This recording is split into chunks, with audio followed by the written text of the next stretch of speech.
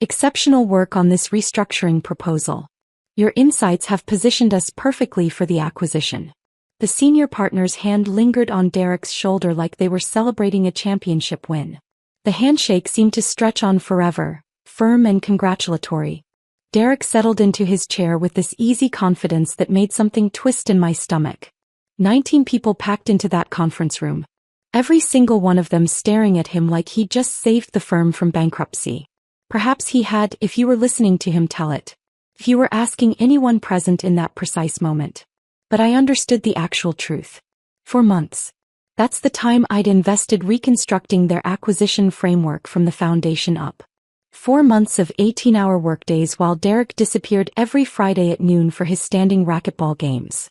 4 months of calculating projections until my vision blurred and my mind went numb. Of discovering the structural flaws in their merger approach that were destroying value faster than anyone cared to acknowledge. Of designing a methodical blueprint to halt the damage and genuinely reverse their trajectory.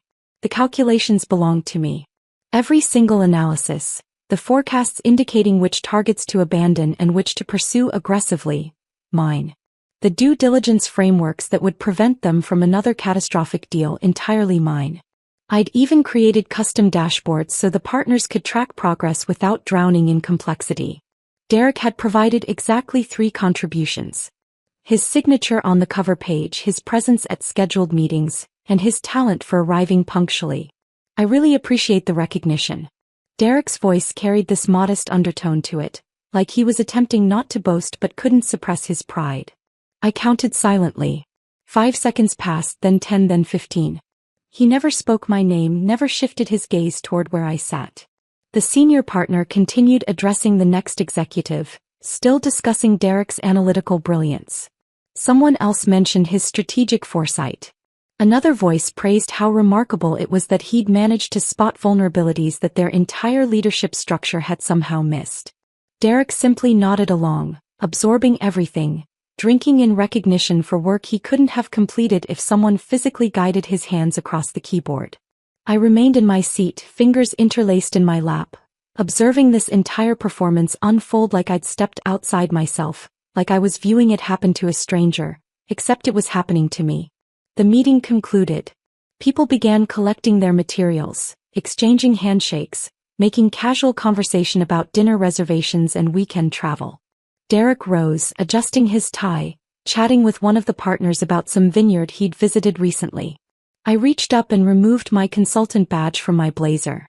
The plastic felt warm from resting against my chest for the previous 3 hours. I placed it deliberately on the table, right beside the presentation binder someone had left behind. Then I stood up. I'm finished here. Effective immediately.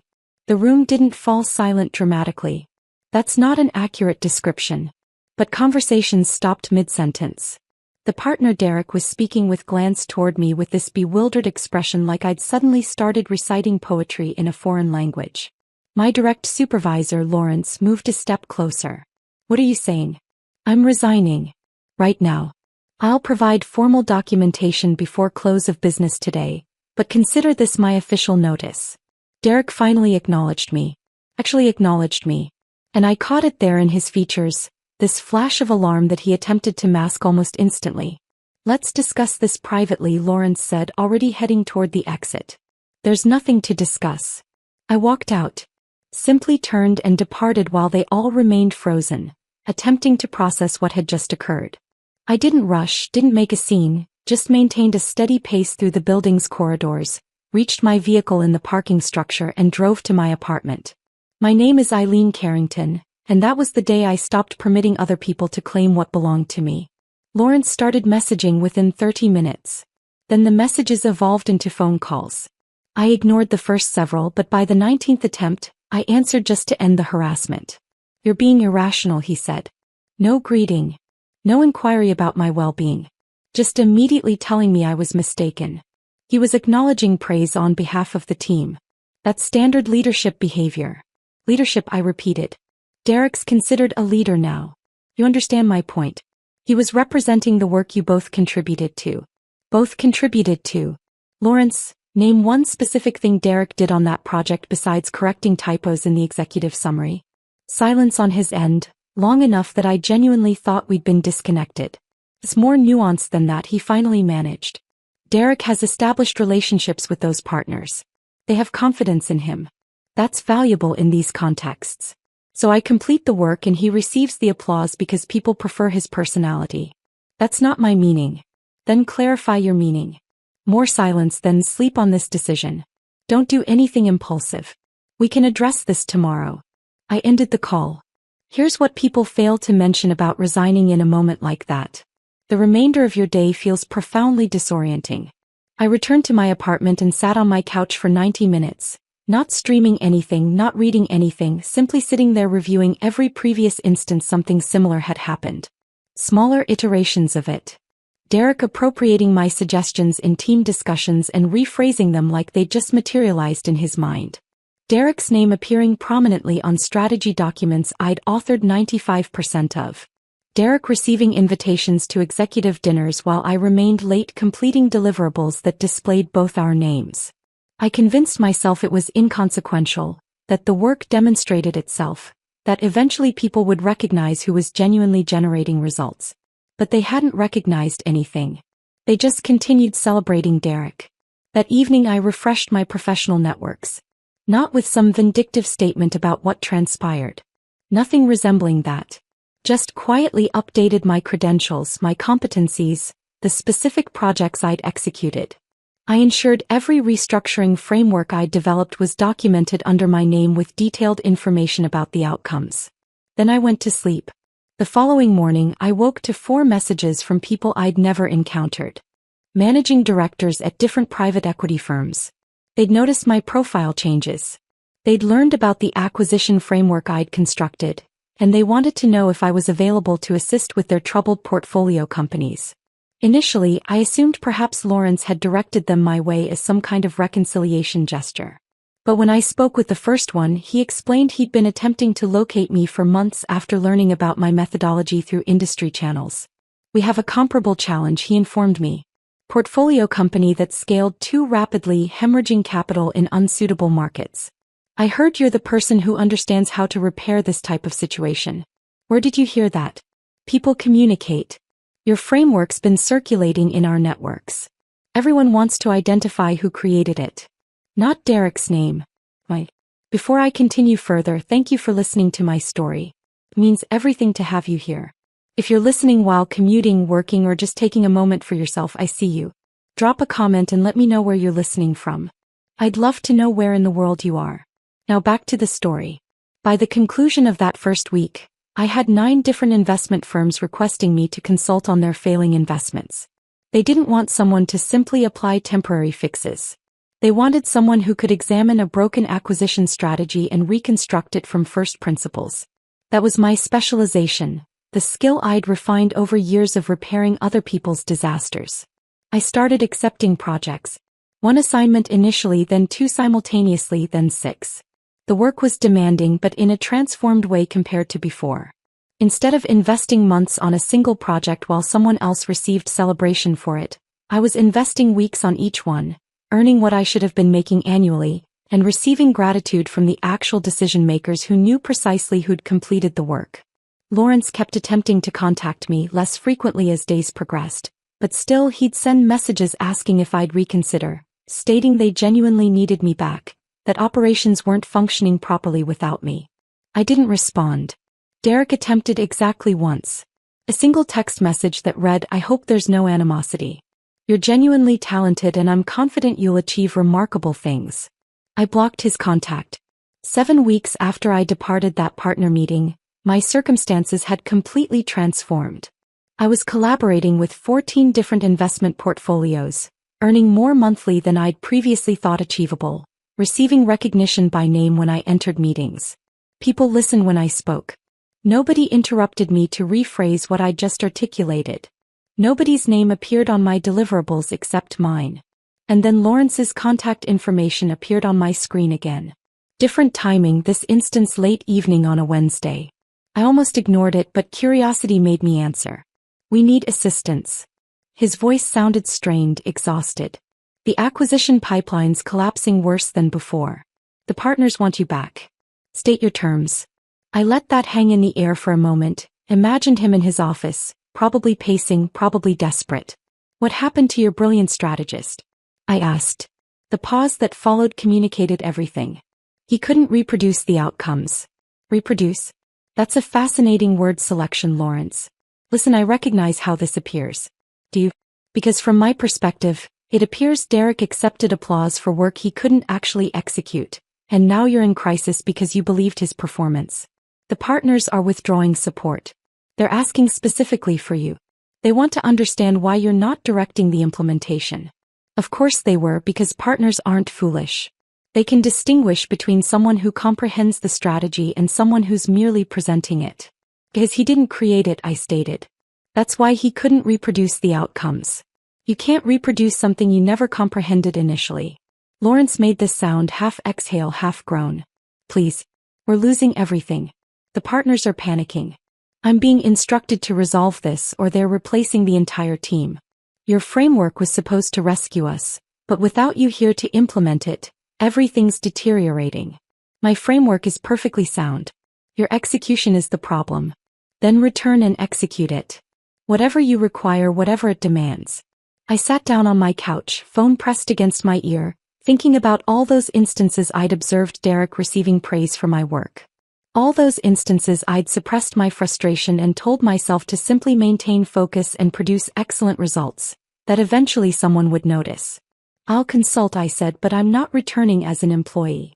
I operate independently now. Acceptable, whatever you need. State your terms. 5 times my previous salary, and that's the consulting rate, not annual compensation. You're paying me what I'm worth presently, not what you arbitrarily decided I was worth previously. I heard him exhale. Agreed. Anything else? Yes. I present directly to the partners. No intermediaries, no supervisors, no one else's name on my work. Just mine. Absolutely, of course. And Derek attends that meeting while I present. Silence. Lawrence, did you hear me? I heard you. I just don't comprehend why that's necessary. Because I want him to observe while I explain every single element he claimed as his own. Every decision point he accepted applause for, every calculation he couldn't reproduce.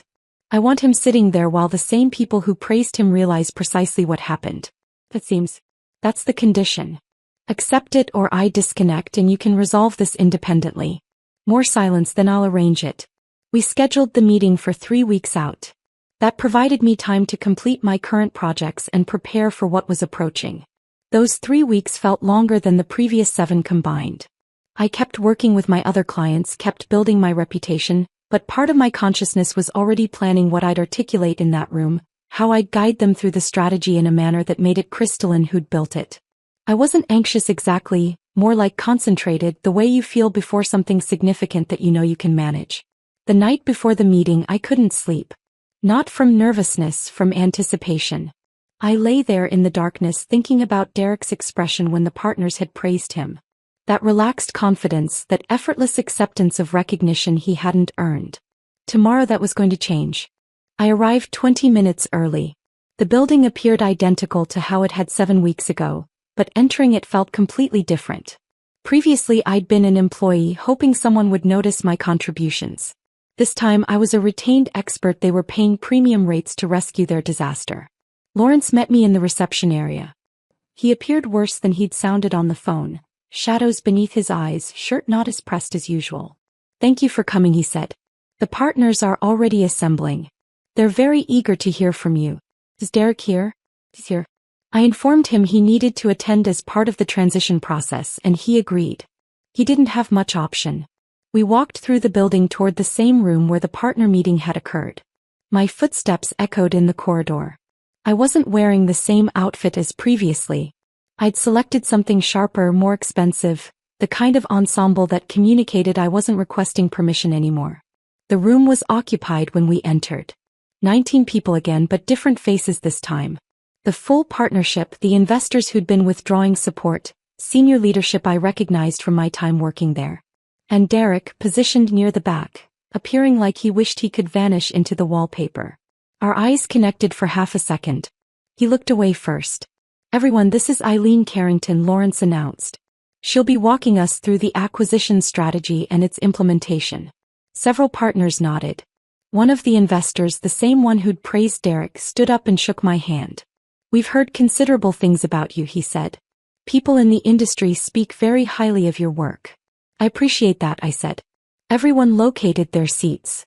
I moved to the front of the room, connected my laptop to the projection system, and opened my presentation. 4 months of work, distilled into a format that would require 4 hours to properly explain. I didn't rush, didn't abbreviate. I walked them through every single component of it. Started with the initial assessment, how I'd identified which acquisition targets were consuming resources without generating returns, showed them the analysis I'd conducted on their deal pipeline, the specific points where decisions had been made without adequate diligence, explained exactly how I'd rebuilt their framework from first principles. "This section here," I said, indicating a particularly complex valuation model, required understanding the regulatory environment in 6 different jurisdictions. I invested 3 weeks just researching compliance requirements because one error here would have meant legal exposure worth tens of millions. One of the partners leaned forward. "Derek, did you assist with this section?" I didn't look at Derek. Kept my focus on the partner. "I worked on this section independently. It required specific knowledge of cross-border transaction law." Derek remained quiet. I progressed to the next part.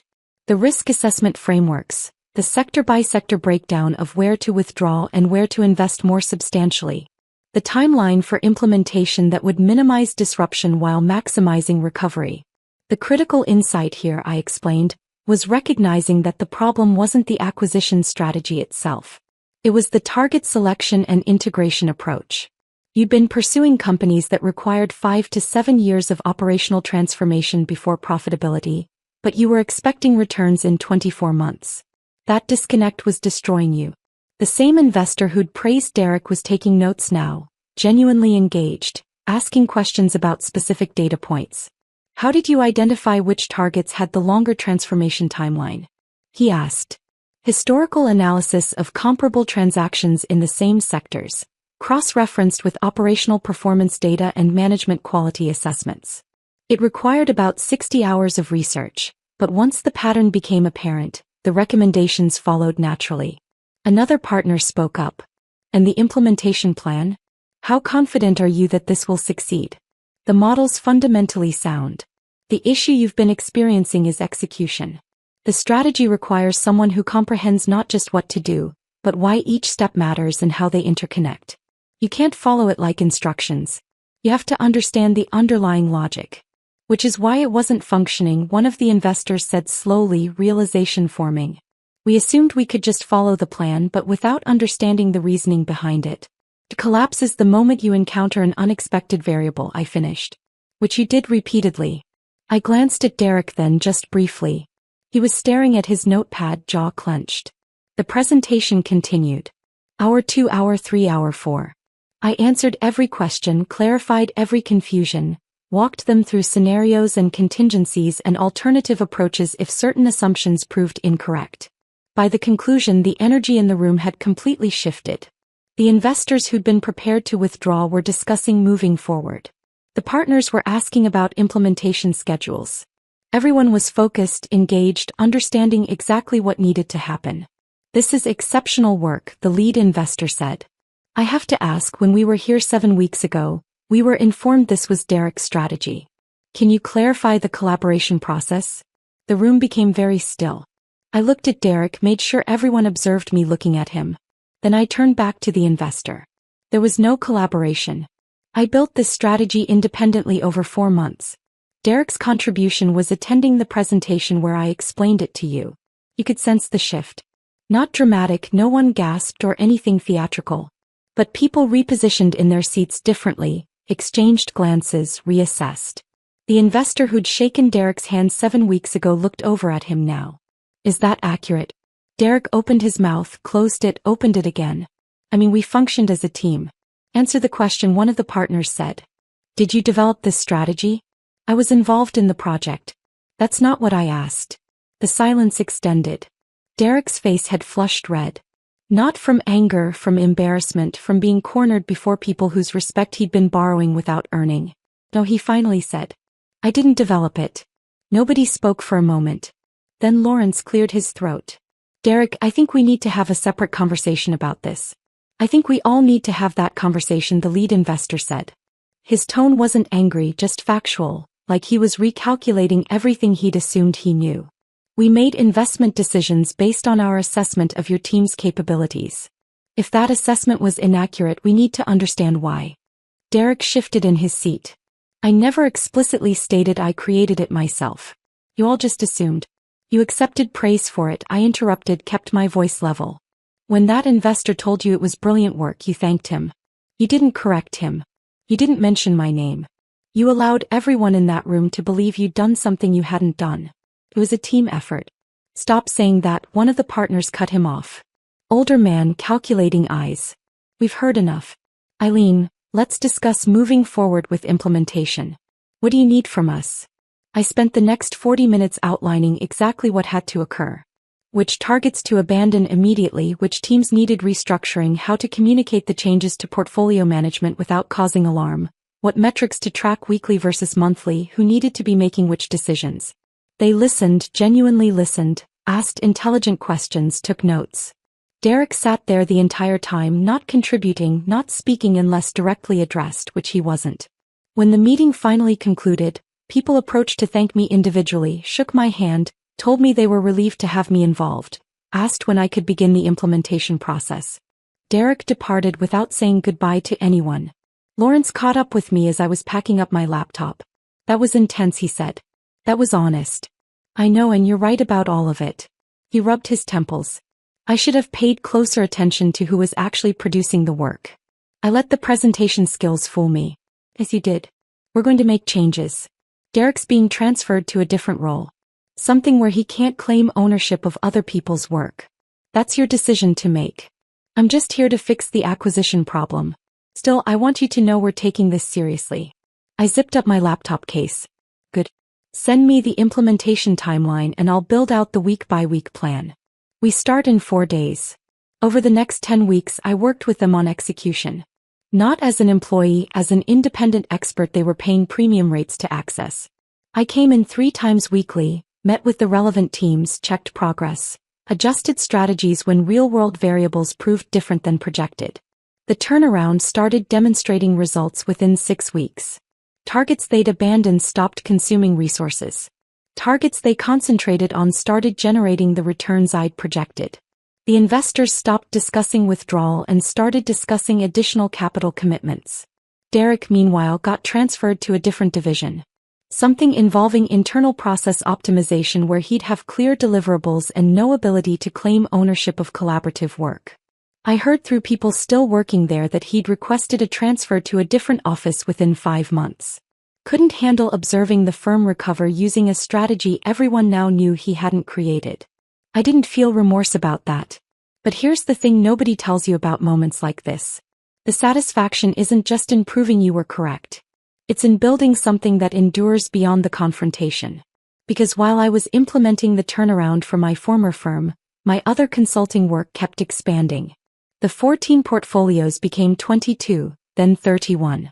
Investment firms started reaching out before their companies hit crisis situations, wanting preventive assessments, wanting someone to examine their acquisition plans before they committed hundreds of millions to strategies that wouldn't succeed.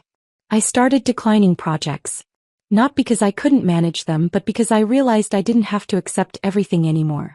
I could select work that interested me, work with people who respected expertise, work where my name remained attached to what I built. 8 months after that presentation where Derek sat in silence, I was working with clients in 12 countries, making more in 6 weeks than I'd made annually at my former job, getting invited to speak at industry conferences about restructuring strategies and acquisition frameworks. People knew my name now. When I entered meetings, they knew exactly who I was and why I was there. And Derek? Last I heard, he accepted a position at a substantially smaller firm in a different region. Somewhere his reputation hadn't followed him. Somewhere he could start fresh without everyone knowing he'd once accepted applause for work he couldn't reproduce. I didn't keep tabs on him deliberately. Information just filtered back through mutual contacts. The industry is smaller than people realize. One afternoon about 10 months after everything transpired, I received a message from someone I didn't recognize. Managing director at a firm I'd never worked with. "I hope this doesn't come across inappropriately," the message read, "but I wanted you to know that we were about to hire someone for a senior strategy position, and during the reference checks, we heard some concerning things about attribution issues. Just wanted to say thank you for being public about what happened. It helped us avoid making a problematic hire." I stared at that message for a long time. Then I wrote back, "Who were you about to hire?" "Someone named Derek. He interviewed exceptionally well, but when we investigated deeper, the story started unraveling. So that's how it functioned. Not just the immediate consequences of being exposed in that boardroom, but the long-term reality that in specialized industries, people communicate, they remember, they share information when it matters. Derek's ability to coast on other people's work had ended that day in the presentation. Not just at one firm but everywhere that reputation mattered. I didn't ruin his career. He'd done that himself by choosing to accept praise he hadn't earned. I just ensured the truth was visible. My consulting work continued expanding. By the conclusion of the first year, I'd worked with 47 different portfolios. Some short-term assessments, some long-term implementations, all of them paying me rates that reflected actual value, not whatever budget calculation someone in leadership had decided was appropriate. I hired assistants eventually. Not employees, other independent experts who specialized in areas I didn't. We collaborated on larger projects, always with clear attribution for who contributed what. Nobody's name appeared on work they hadn't done. Nobody received praise for someone else's thinking. It sounds simple, but apparently it's revolutionary. The firm where everything transpired stabilized completely. Their acquisition strategy succeeded. They recovered their losses and started growing sustainably. Lawrence sent me a message about 14 months after that confrontation presentation, saying the partners had specifically mentioned my work in their annual review. Asked if I wanted to be listed as a strategic advisor. I said yes. With my full name, with accurate descriptions of what I'd actually done. Derek never reached out. Not to apologize, not to explain, not to acknowledge anything. And honestly, I preferred it that way. Some people never develop the self-awareness to understand what they did wrong. They just move forward and hope nobody remembers. But people remember.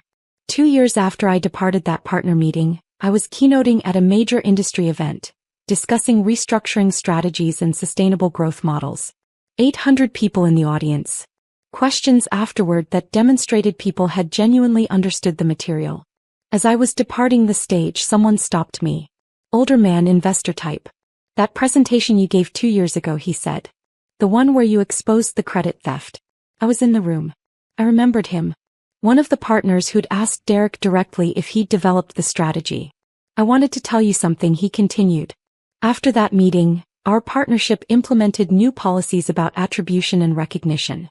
We require detailed contribution documentation on major projects now. We verify claims during presentations. What you did changed how we operate." "That's good," I said. "That's genuinely good. It wasn't comfortable at the time, but it needed to happen. So thank you." He walked away before I could respond. I stood there in the empty auditorium, thinking about that moment when I'd placed my consultant badge on the table and departed. How it had felt like destroying something I'd built. How I hadn't known what would come next. But what came next was better. Not easier, better. More honest, more sustainable, more mine. 3 years in, my consulting practice was established enough that I could afford to be selective. I accepted projects that challenged me, declined work that felt repetitive, started mentoring younger professionals who were dealing with similar credit theft situations, helping them document their work and advocate for themselves. Some of them asked if they should resign like I did. "Only if you're prepared to build something yourself," I told them. "Don't resign to make a point. Resign because you know you can do better somewhere else." Not everyone was ready for that. Some stayed and fought within their organizations. Some moved to different firms. Some started their own practices like I had. But they all learned the same lesson I'd learned. Your work has to be undeniably yours. Document it. Make sure people know who built what. Don't wait for someone to notice. Make it visible. Derek's name stopped appearing in industry conversations. He'd become one of those people who'd had a moment of visibility and then faded into the background, working somewhere, doing something but not making waves, not receiving recognition. Me. I built exactly what I'd wanted. A practice where I got paid what I was worth, where my name remained attached to my thinking, where I could choose who I worked with and what problems I solved. The revenge wasn't destroying Derek's career. That was just a consequence of his own choices catching up with him. The real revenge was building something so successful that it made departing from that moment look like the best decision I'd ever made. 4 years after I walked out, I was working with clients on 3 continents, had established a reputation as the person you called when acquisition strategies were failing, and was earning more than I'd ever imagined possible when I was sitting in that conference room watching Derek accept praise for my work. I received an invitation to speak at an executive summit. The topic was professional integrity and attribution in corporate strategy. I accepted. During my presentation, I told the story. Not with names, not with identifying details, but I told it. About watching someone accept applause for work they hadn't done, about walking out, about building something better. Afterward, 7 people approached me separately. Each one told me a similar story. Each one had faced the same situation. Someone taking credit for their work, someone benefiting from their thinking without acknowledgement. What did you do? I asked each of them. 3 had stayed and fought. 2 had left and started their own practices. 1 had moved to a competitor. 1 was still trying to decide. The one who was still deciding asked me, "Do you ever regret it? Walking out like that?" I thought about it for a moment. About Derek sitting in that conference room while I explained every element he'd claimed as his own. About the firm calling me back at 5 times my salary. About building a practice that was entirely mine. Not even once, I said. Because here's what I learned. Your work has value. Real, tangible value. And if the people around you can't see that, if they'd rather celebrate someone who presents well over someone who produces results, then they don't deserve access to what you can do. Walking out wasn't about punishing them. It was about refusing to participate in a system that devalued my contributions. It was about recognizing that I had options, that I could build something better, that I didn't need their validation to succeed. The revenge, if you want to call it that, was never about Derek failing. It was about me succeeding so dramatically that it became obvious what they'd lost when I left. 5 years after that conference room moment, I was invited back to speak at my former firm. They were hosting an internal event about professional development and career growth. Lawrence had reached out personally. "I know it's unconventional," he wrote, "but I think it would be valuable for our people to hear your story.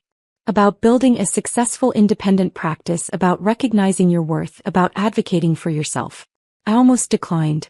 Then I thought about the younger professionals there, the ones who might be experiencing what I'd experienced, watching someone else take credit for their work and wondering if they should just accept it. I accepted the invitation. The day of the event, I walked into that same building. Felt different now. I wasn't an employee hoping to be noticed. I was a successful independent consultant who'd been invited to share expertise. The conference room was packed. I recognized some faces, but most were new hires who'd joined after I left. I told the story. The real story with real details. About the presentation where Derek took credit for my work. About placing my badge on the table and walking out. About the uncertainty that followed and then the unexpected success. About building something that was entirely mine. When I finished, the room was silent for a moment. Then someone started clapping. Then someone else. Then everyone. Afterward, a young woman approached me. She looked like she'd been crying. "That happened to me last month," she said. My supervisor presented my analysis as his own. "I've been trying to figure out what to do." "What do you want to do?" I asked. "I want to leave, but I'm scared. What if I can't make it work? What if I need the stability?" I handed her my card. "Document everything you do. Make sure there's a clear record of your contributions. Build your network. Update your profiles. And when you're ready, when you know you can do better elsewhere, then leave. But don't leave out of anger. Leave because you're moving towards something better." She took my card, nodded, wiped her eyes. "Thank you." 6 months later, she reached out. She'd left the firm, started consulting independently, and had just landed her 3rd client. "Your advice worked," she wrote. "I documented everything, built my reputation, and when I left, I had offers waiting. I'm making more than I ever did there, and my name is on everything I produce." That message meant more to me than any speaking fee or consulting contract. Because it meant the cycle was changing.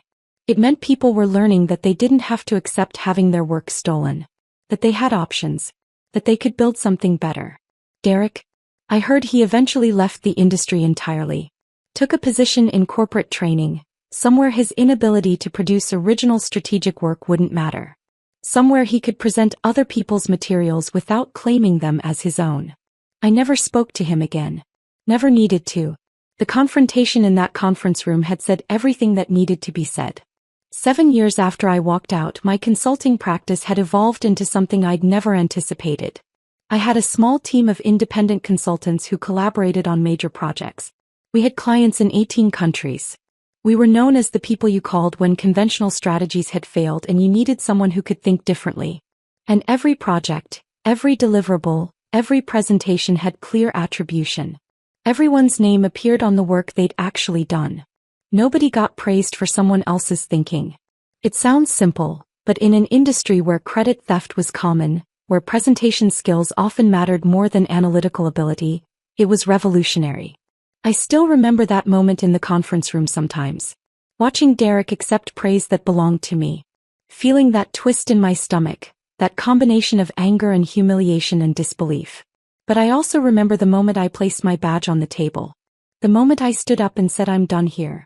The moment I chose myself over stability, over comfort, over the familiar dysfunction of watching someone else benefit from my work. That moment changed everything. Not because it destroyed Derek's career, though it certainly impacted it. Not because it proved I was right, though it did. But because it proved to me that I could walk away from something that devalued me and build something better. The revenge was never about making Derek fail. It was about making myself succeed so completely that walking away looked like the most strategic decision I'd ever made. Thank you so much for listening to this whole story. If it resonated with you, if it reminded you of something in your own life, I'd love to hear about it in the comments. And if you haven't already, please hit that like button and subscribe. It helps more people find these stories, more people who might need to hear that walking away from people who don't value you isn't giving up. It's choosing yourself. All right. Thanks again for being here.